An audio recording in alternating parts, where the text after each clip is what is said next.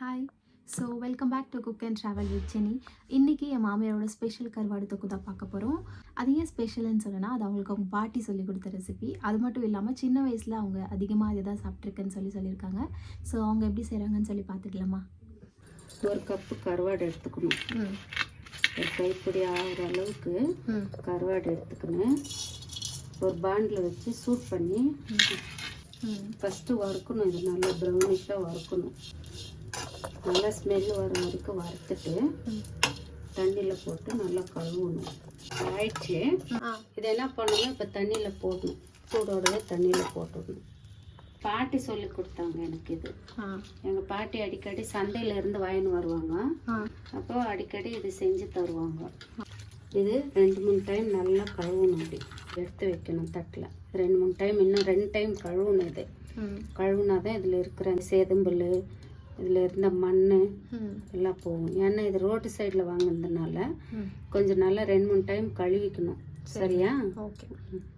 3 time கழுவுன பின்னாடி அப்புறம் அவ்வளோ கருவாடு போட்டோம் இல்லையா, இப்போ இவ்வளோ தான் வந்திருக்குது. இதை நம்ம இப்போ தொக்கு பண்ணலாமா? சரி. 2 சைஸ் தக்காளி எடுத்துருக்குறேன். 10 பல் பூண்டு எடுத்துருக்குறேன். ஒரு சின்ன துண்டு இஞ்சி 2 வெங்காயம் எடுத்துருக்குறேன். பொடிசாக கட் பண்ணிக்கணும். கொஞ்சம் கருவேப்பிலை எடுத்துருக்குறேன். நெல்லிக்காய் சைஸ் புளி எடுத்துருக்குறேன். அப்புறமா இது சில்லி பவுட்ரு, தனியா பவுட்ரு, கொஞ்சம் மஞ்சத்தூள். சரி, ஓகே. அவ்வளோதான். ஸ்டார்ட் பண்ணலாமா? ஸ்டார்ட் பண்ணலாம்.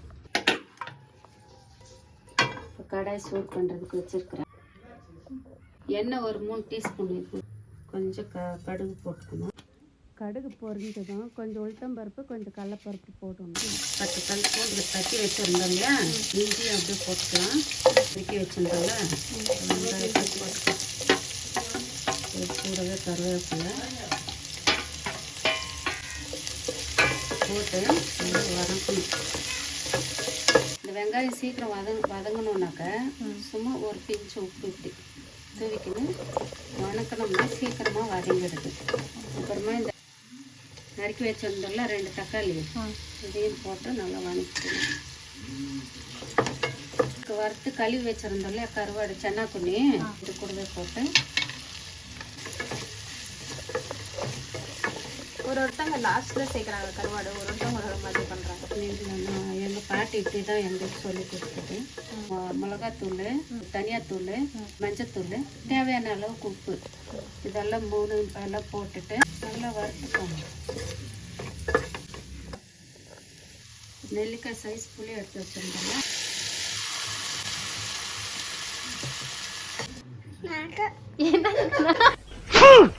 கர்ம கர்மா என்ன இப்படி நாறுது? எதுக்கு நாட்டம்? கருவாட்டு குழம்புக்கா? ஒரு 1/4 கிளாஸ் தண்ணி ஊற்றணும். 10 நிமிஷம் மூடி வச்சு வேக வைக்கணும். அவ்வளோதானா? அவ்வளோதான். இது ஓப்பன் பண்ணிவிட்டு 2 நிமிஷம் நல்லா இப்படி மிக்ஸ் பண்ணி விட்டுக்கணும். இந்த கொத்தமல்லி தழை இருக்குது பாருங்க, இது லாஸ்ட்டில் இப்படி தூவி விட்டுக்கணும். இது உங்கள் ஆப்ஷனல் தான். கருவாடு தொக்கு, சூப்பரான கருவாடு தொக்கு ரெடி. இது எங்கள் பாட்டியோட கைமணம். சூப்பர். சரி வாமா, இது கொஞ்சம் டேஸ்ட் பண்ணி பாரு. இந்த வரேன்.